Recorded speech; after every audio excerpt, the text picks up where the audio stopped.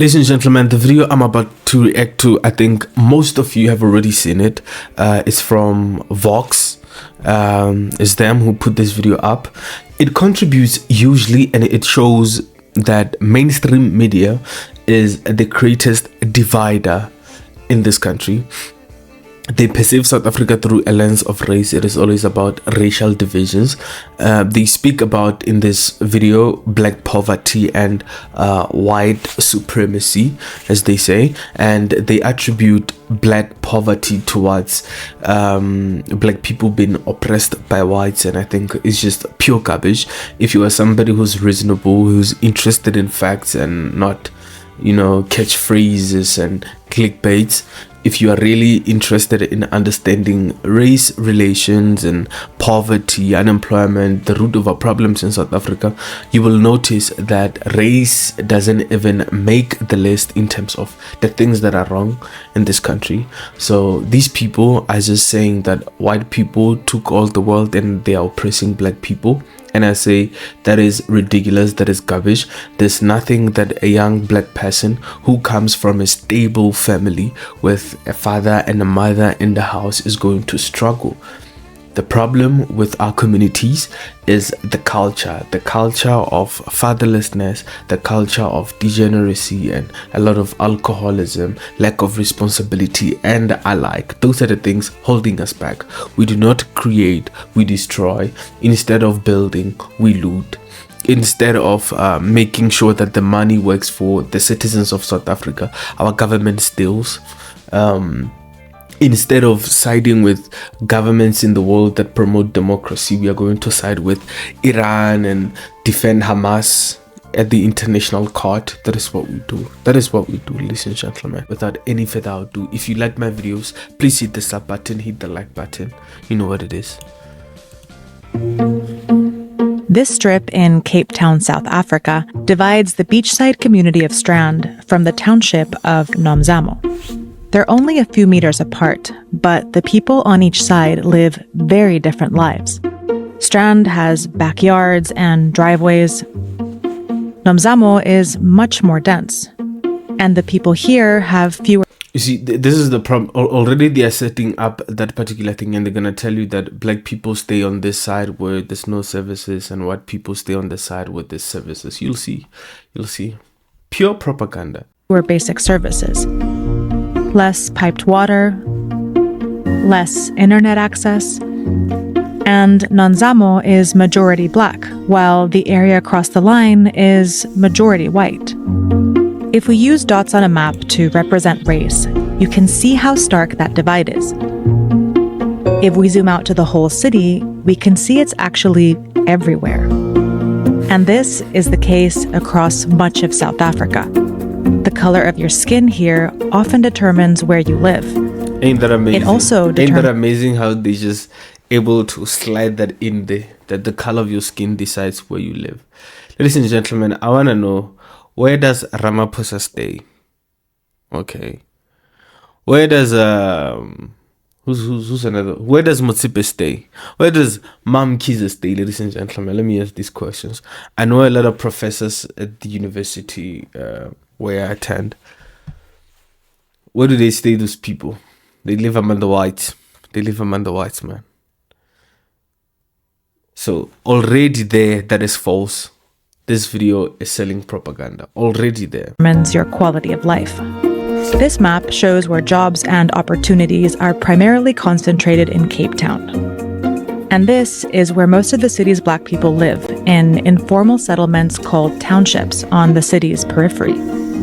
People have to move by public transport for up to... Ladies and gentlemen, these people, they want to show you Cape Town to represent the inequality that exists in Cape Town. And to that, I'm going to say, people were angry at a guy at some council meeting who said that majority black people who live in settlements that are poor are usually economic migrants from the Eastern Cape. The phrase economic migrants made people angry to a point where they threw a man out of a council meeting. What had happened to freedom of speech in that part of the world of South Africa right there?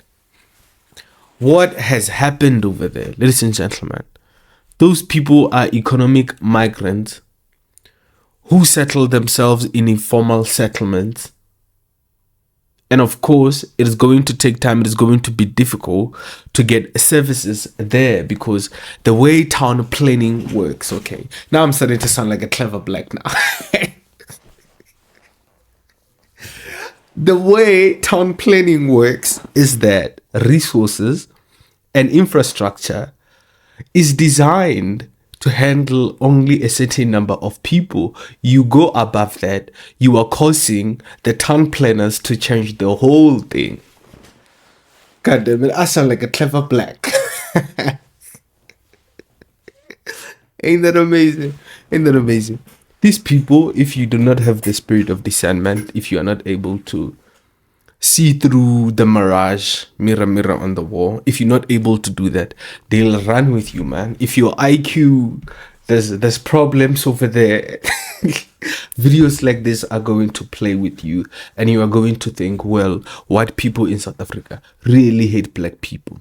And this lie is perpetuated by people like Ramaphosa when he says, really, I don't understand why black people should only work as what workers? What workers? Why can't they have wealth? He says that. Rama, me have been saying, if you want us to have wealth, I do not have wealth, you have billions. Please give me just 2 million. Just share it with me. Equity, redistribute. You didn't do nothing to get that money. You just got shares of these companies through BEE. Didn't work, didn't provide no value. So I'm just asking. You get what I'm saying? Please, man. Please, man. And they can't take care of their obligations in the community with the rest of the family because they're always working and they're always traveling. For decades, South Africa was under apartheid, a system that wrote segregation into law. A white minority controlled where non-white people could live, work, exist. Many were forced out of their homes. In 1994, a democratically elected government took power and ended apartheid. It was supposed to be a new beginning. But a lot of the country still looks like this. And that's because South Africa's legacy of racial division goes back centuries. See how they always go back to race? The fact that the situation is like this, where we have a Gini coefficient of 0.63, indicating significant inequalities in the country. They're not gonna say it's because of the failing policies enacted by the ANC since 1994 of redistributing things that they did not work for, not maintaining infrastructure that's already in place, not creating jobs and allowing businesses to flourish. No, it is because of apartheid. These people are selling you that. They always play on your emotions. Each and every time where you are supposed to go vote and you are in the booth, you think, oh, DA, white people, they hate me, so I'm not going to vote for them. Oh, AfriForum, they hate me, I'm not voting for them. Oh, PA, colours, oh, they only represent the colours, I'm not going to vote for them. EFF, oh, they hate me, they only represent the blacks, I'm not going to vote for them. It's like, people are playing race politics. They are playing and praying to your anger. You see yourself as a victim of whiteness and you don't do anything for yourself. You are always complaining. You are feeding people like this. The media wins if you believe like that. Politicians win when you believe like that. You do not win. Your life doesn't change. You always depend on the media, on the government, and the media always makes you a victim. You feel like a victim and they justify you feeling like a victim, and your life doesn't change in any way possible. That is what's up. That is what is happening. Really. They're not going to tell you about those problems. They're going to tell you, no, it's a white man. It's a white man.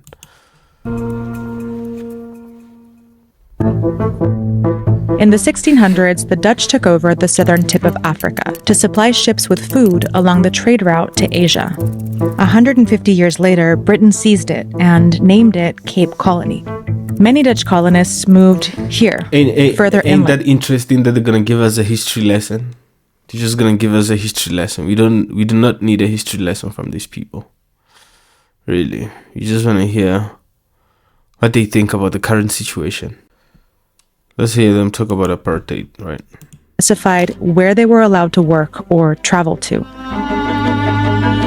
Talking about the dome passes. Land ownership had been restricted to. Black people were forced to carry passbooks that specified where they were allowed to work or travel to. Now, can we talk about the dome passes just a little bit, ladies and gentlemen? The dome passes. This is no justification of apartheid. But if you are reasonable, I want us to talk about this. Let us have a discussion about this. Why were black people being told that they must always have their dome passes and show their dome passes to the police whenever they got questioned? I read somewhere, and if you're a logical person, you'll tell me what you think of this. I read somewhere they said, in order to control illegal immigration to South Africa, unfortunately, people had to show identity. And the most cheapest form of IDs that you could make were the dome passes. We know that currently we have a problem of illegal immigration from African brothers and sisters from Zimbabwe, Nigeria, Zambia, Mozambique, Swaziland, Lesotho, Botswana, Namibia. Everybody and their mama is here illegally. The Ethiopians are here illegally. It's horrible. It's a bad situation. Now, that dome pass system back in the day was employed to actually combat this problem we have of illegal immigration. Now, as a reasonable person, do you think that the apartheid state was wrong for doing that? Reflecting now and looking at the problems that we are having of illegal immigration, our services being broken down and being given to illegal immigrants, a lot of our jobs in higher institutions of learning being given to foreigners, having identity thefts. We've seen the issue of Chidema Adechina, the issue of identity threat involving that young lady who lost her identity to Chidema. Crazy stuff, ladies and gentlemen. Crazy stuff that we are dealing with in this country. They're not going to talk about those things, these people. They're going to tell you, no, the reason why black people had to wear dome passes is because the whites hated them. Man, crazy stuff. Racism was bad during apartheid. Don't get me wrong. It was bad. It was horrible. We do not promote that. We stand against it. But, ladies and gentlemen, promoting propaganda doesn't help South Africa. It doesn't help the ordinary citizens of South Africa. Actually telling the truth will help us.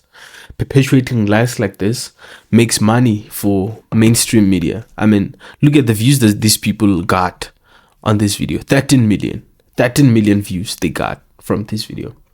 That's money there. That's money for them, promoting this propaganda. A lot of people watching this and digesting this and taking it as gospel truth. It also helps the government that makes money through taxing hardworking South Africans and redistributing to the people who do not add value to our society. And always, ladies and gentlemen, making it very hard for businesses to come here and employ South Africans in order to combat this unemployment issue. It is our government who benefits. It is the mainstream media that benefits. They do not care about us, these people. And it should be very clear going into the 2026 elections and 2029 elections, really.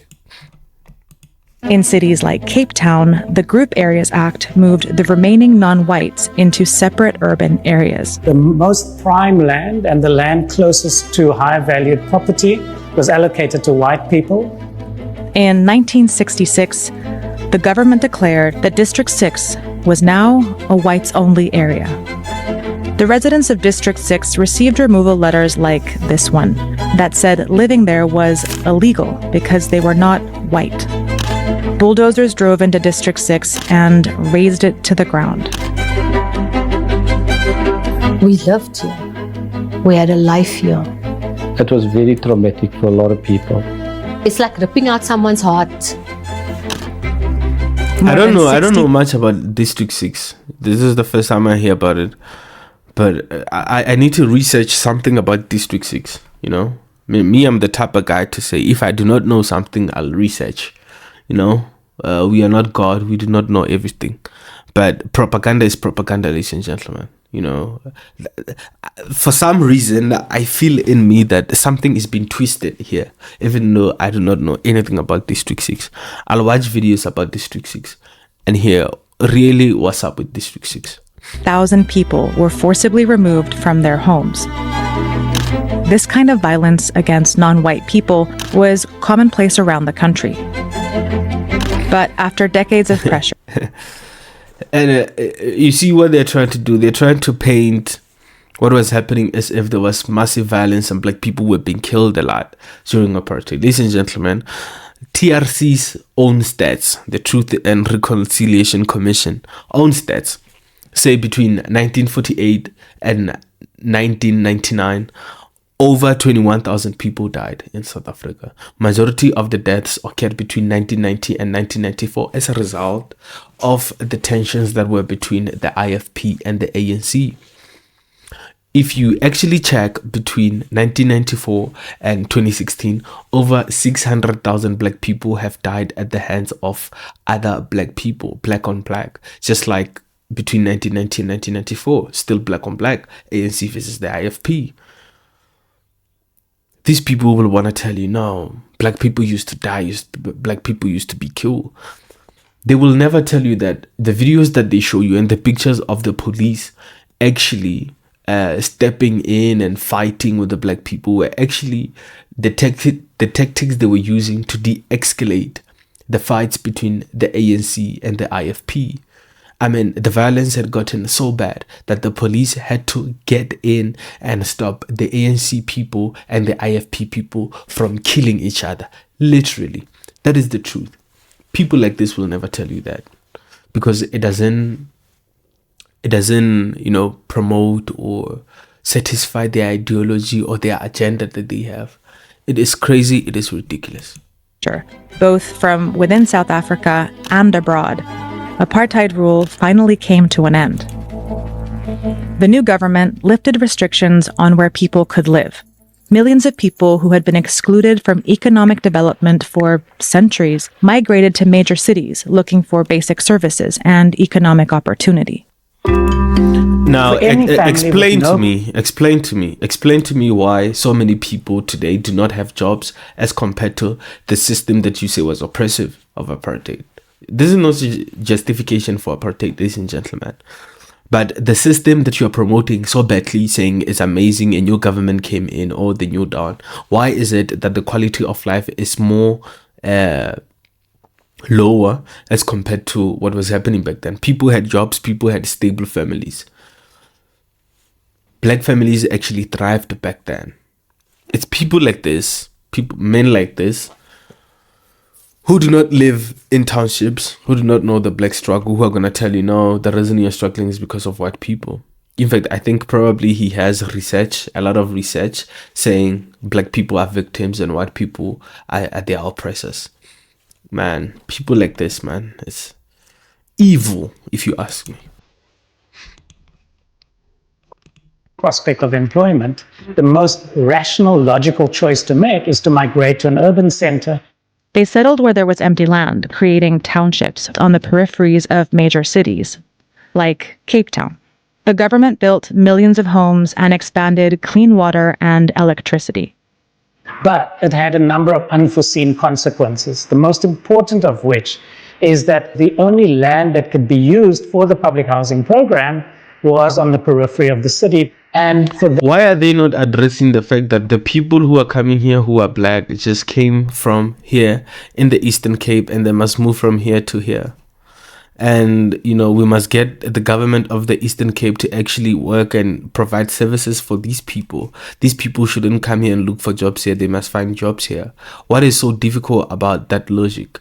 Why can't we understand that? That the people in the Free State actually, if we lived in a world where the government actually worked for its citizens, the people in the Free State wouldn't have to leave the Free State to go look for opportunities somewhere else. they would actually find jobs here and build their families here because their families are here.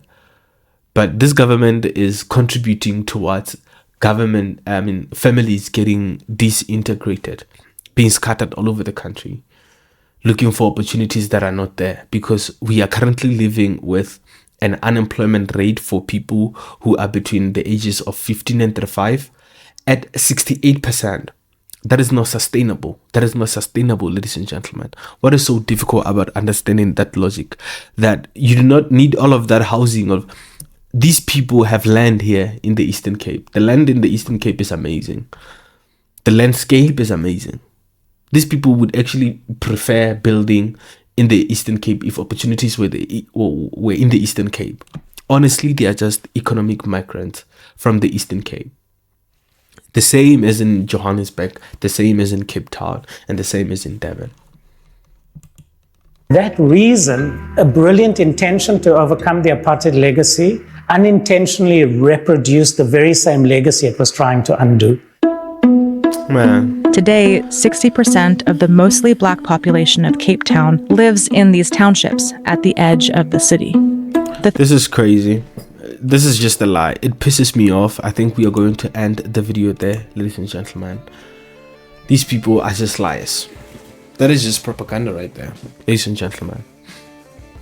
If you like my videos, please hit the sub button, hit the like button, open those notifications so that you are notified every time that we upload a new video, ladies and gentlemen, because we are here and we the people see the truth. The shades are not coming off, and I love you all. This is how propaganda works. This video that I just played for you is how propaganda works, ladies and gentlemen. We need to stay away from propaganda. We need to keep emotions out of politics.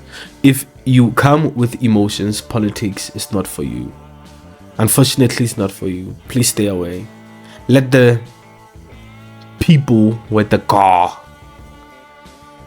stand in politics and handle politics. If you're emotional, you're gonna, oh, how dare you say that about black people? How dare you? Please stay away, bro.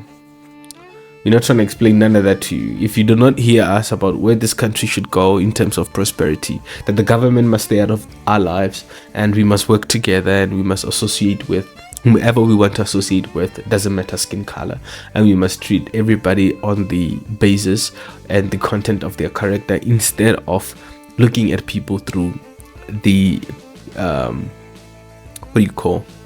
the lens of skin color. We do not want that. You know what I'm saying? This is what we want. That's what we want, boy. Ladies and gentlemen, I just want to know as well. I want to start selling shades like this, because people keep telling me I must take my shades off. It's the new ones who come here telling me I must take my shades off. If I started selling shades like this and I wrote top here, we the people see the truth, would you buy them? And how much should I sell them for? Because we are considering doing that very heavily. We are heavy on selling the shades. We the people see the truth. Or maybe we just say see the truth. Just put see the truth right here. Tell me in the comments. Otherwise, we are here, boy.